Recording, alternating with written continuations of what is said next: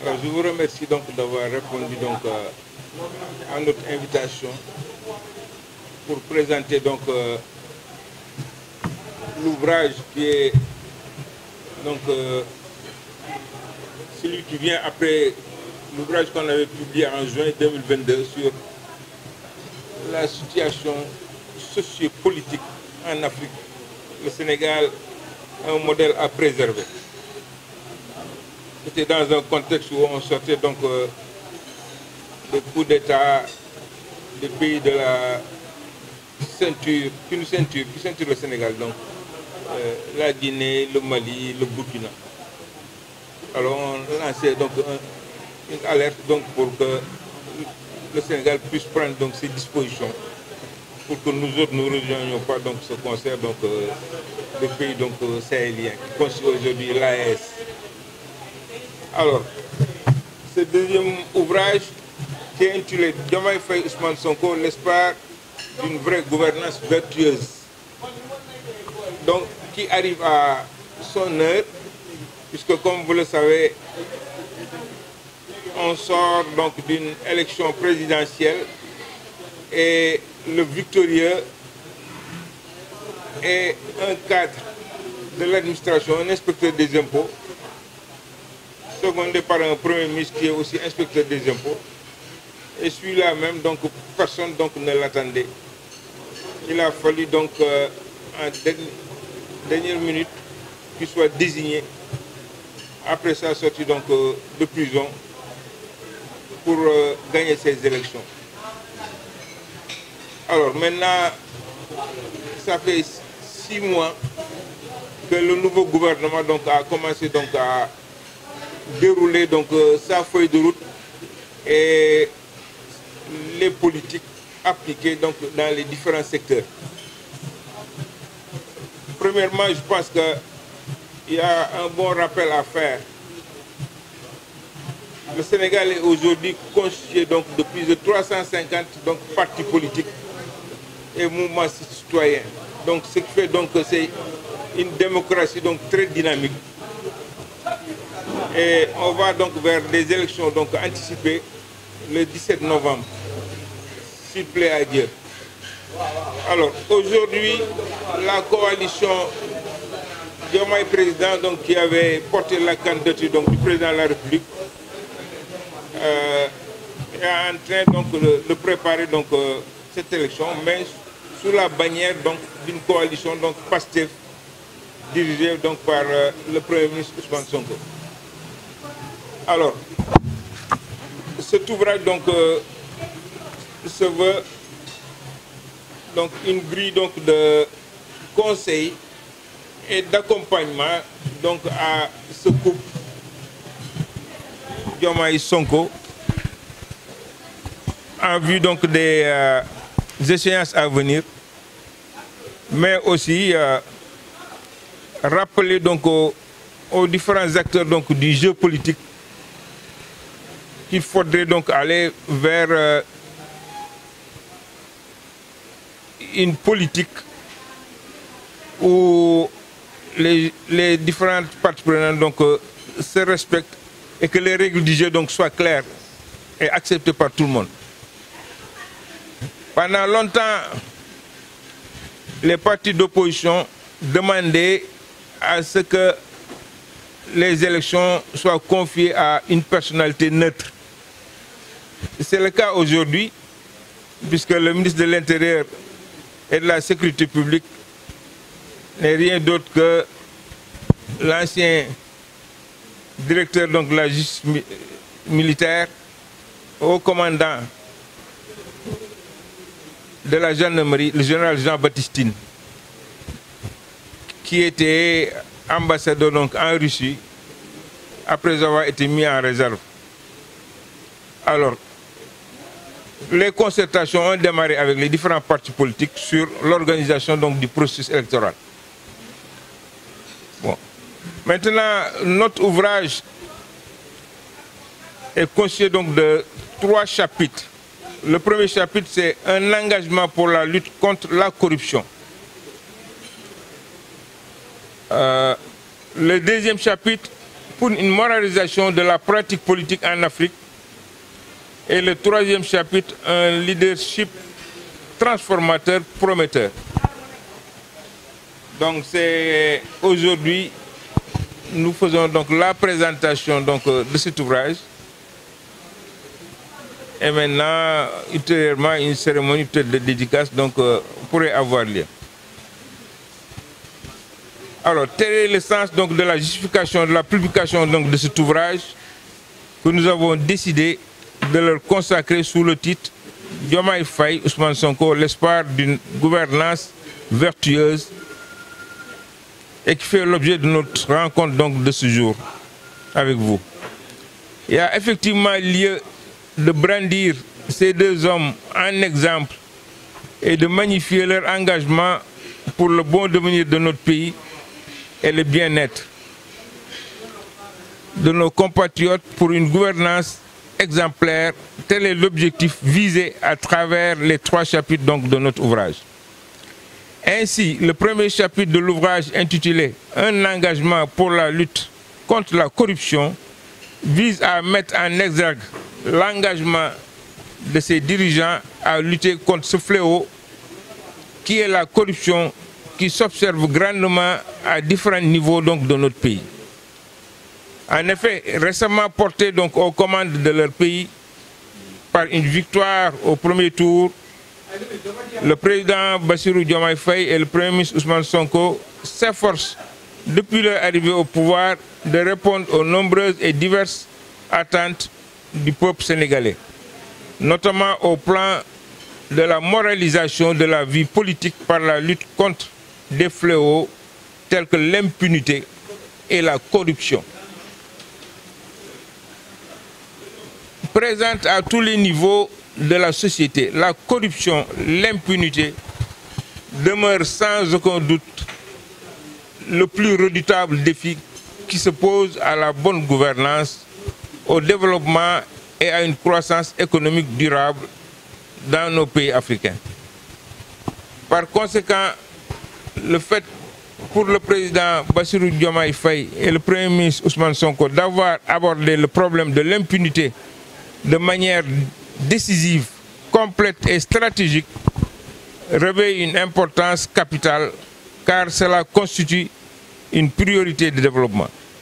C'est en cela qu'il nous est apparu nécessaire dans cet ouvrage et à travers ce chapitre d'encourager le président Bassirou Diomaye Faye et son premier ministre à poursuivre sans relâche sur cette voie en s'attaquant à ce monstre à 1000 têtes qu'est la corruption, et ce, conformément à leur projet d'une gouvernance fondée sur les valeurs d'exemplarité qui doivent guider l'action publique.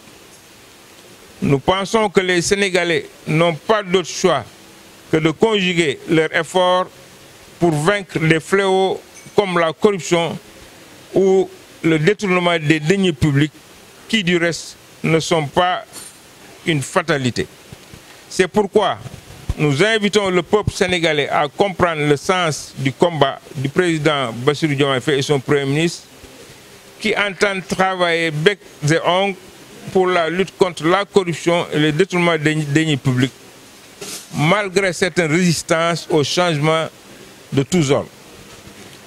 Le second chapitre de notre ouvrage, sous le titre « Pour une moralisation de la pratique politique en Afrique », vise à souligner le fait que le combat contre les fléaux comme la corruption et le détournement des deniers publics ne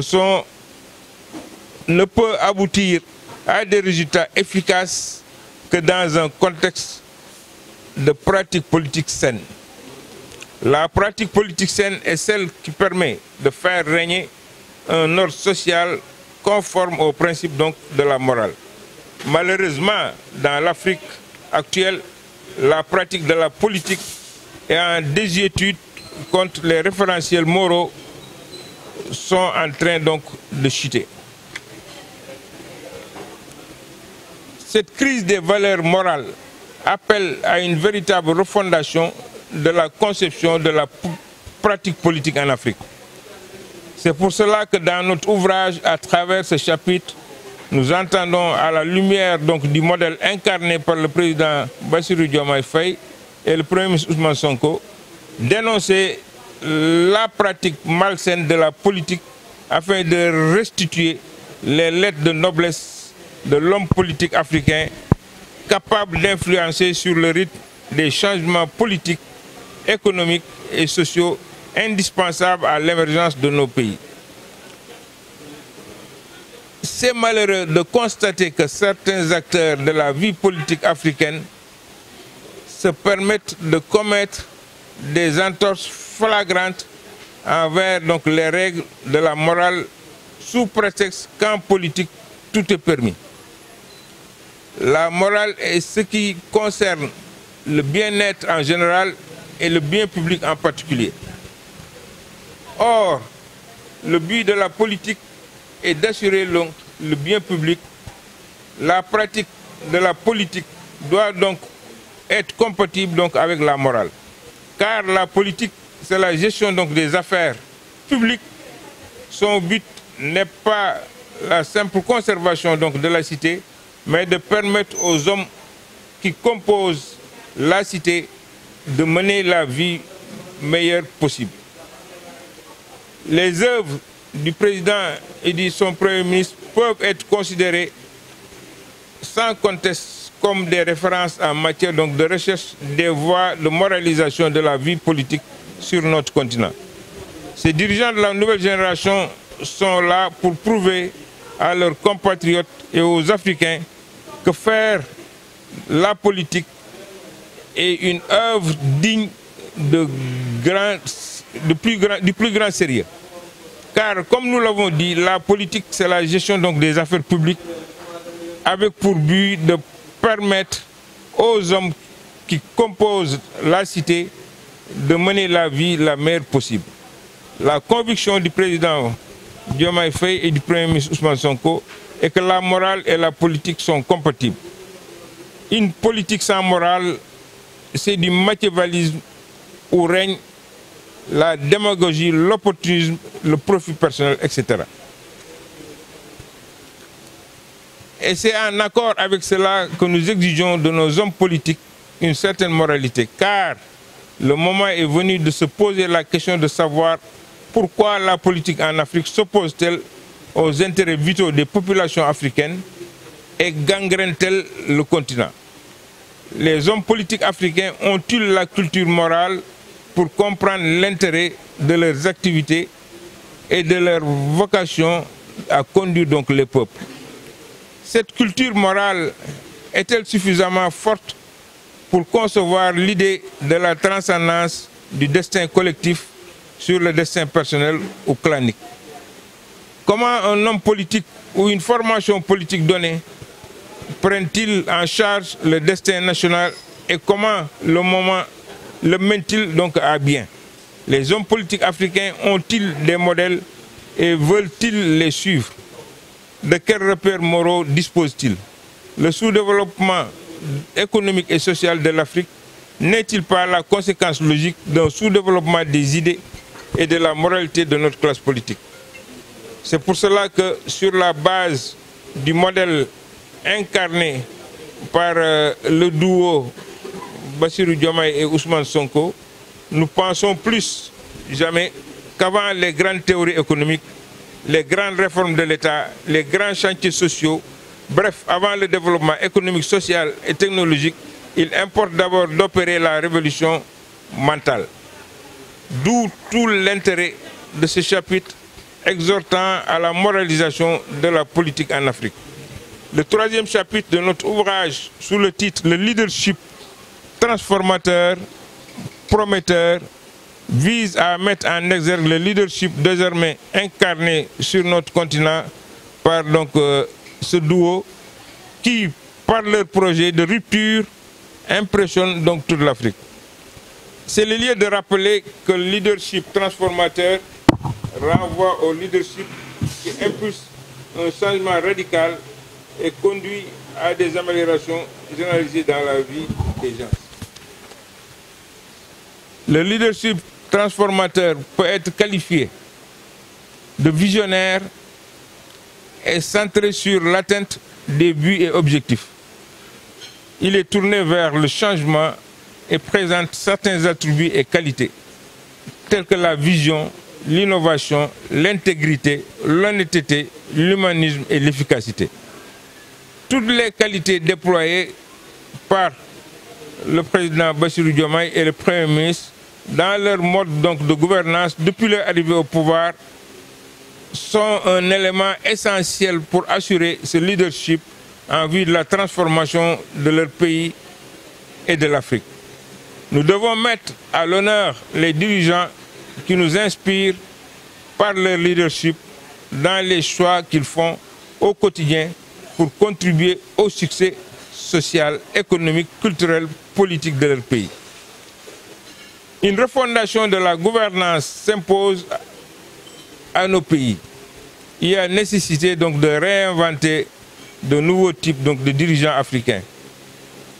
En cela, il apparaît aujourd'hui clairement que le président de la République et son Premier ministre veulent faire de la politique autrement.